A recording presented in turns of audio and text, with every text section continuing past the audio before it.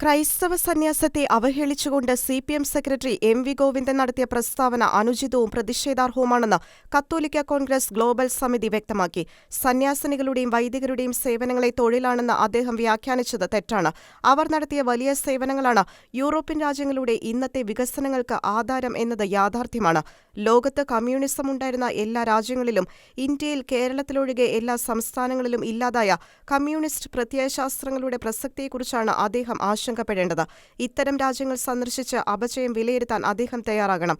ഇന്നാട്ടിൽ തന്നെ വ്യാജ സർട്ടിഫിക്കറ്റുകളും വ്യാജ നിയമനങ്ങളും അക്രമമാർഗങ്ങളുമൊക്കെ നടത്തി ഏറെ നാൾ പിടിച്ചു നിൽക്കാനാവില്ല എന്ന സത്യം മനസ്സിലാക്കണം. പ്രീണന രാഷ്ട്രീയ ലക്ഷ്യങ്ങളോടെ തുടർച്ചയായി നടത്തുന്ന പ്രസ്താവനകളും പ്രവർത്തനങ്ങളും സമൂഹത്തിൽ സ്പർദ്ധയുണ്ടാക്കുന്നുവെന്ന് തിരിച്ചറിഞ്ഞ് ഇതിൽ നിന്ന് പിന്മാറണമെന്ന് കത്തോലിക്ക കോൺഗ്രസ് ആവശ്യപ്പെട്ടു. സിപിഎം സെക്രട്ടറി പദവി എം.വി. ഗോവിന്ദന് തൊഴിലായിരിക്കും. എന്നാൽ കന്യാസ്ത്രീകൾക്ക് തങ്ങളുടെ സന്യാസം തൊഴിലല്ല, ദൈവസമർപ്പണമാണ് എന്ന സാമാന്യ ബോധം ഉണ്ടാകണം. കമ്മ്യൂണിസ്റ്റ് പാർട്ടി ഇന്ത്യയിൽ ജനിക്കുന്നതിനും 100 കൊല്ലം മുൻപ് കേരളത്തിൽ ക്രൈസ്തവ മിഷണറിമാർ പണിത വിദ്യാലയങ്ങൾ ഉണ്ടായിരുന്നു.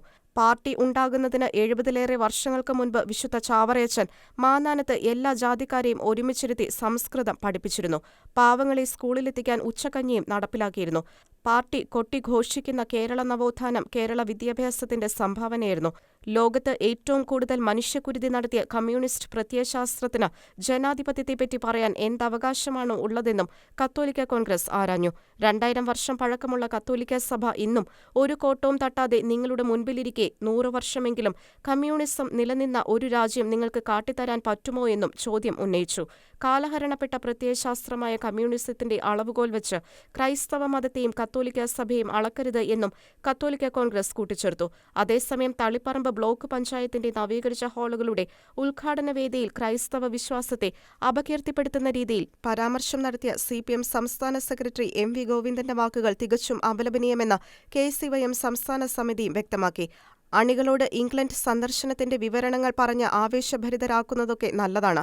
അതിന് ക്രൈസ്തവ സഭയിലെ പുരോഹിതരെയും സന്യസ്തരെയും അപമാനിക്കുവാൻ എന്ത് യോഗ്യതയാണ് താങ്കൾക്കുള്ളത് എന്ന് ചോദിച്ച കെ.സി.വൈ.എം. സംസ്ഥാന സമിതി ഇംഗ്ലണ്ടിലെ ക്രൈസ്തവ സഭകളെക്കുറിച്ച് വിലപിക്കുന്നവരോട് ദിനംപ്രതി ഒരുപാട് അഴിമതിയുടെയും സ്വജന പക്ഷപാതത്തിന്റെയും വക്താക്കളാകുന്ന ഒരു ഭരണകൂടത്തിന്റെ കഥകൾ ഞങ്ങൾക്കും തിരിച്ചു പറയാൻ ഉണ്ടാകുമെന്നും തുറന്നടിച്ചു.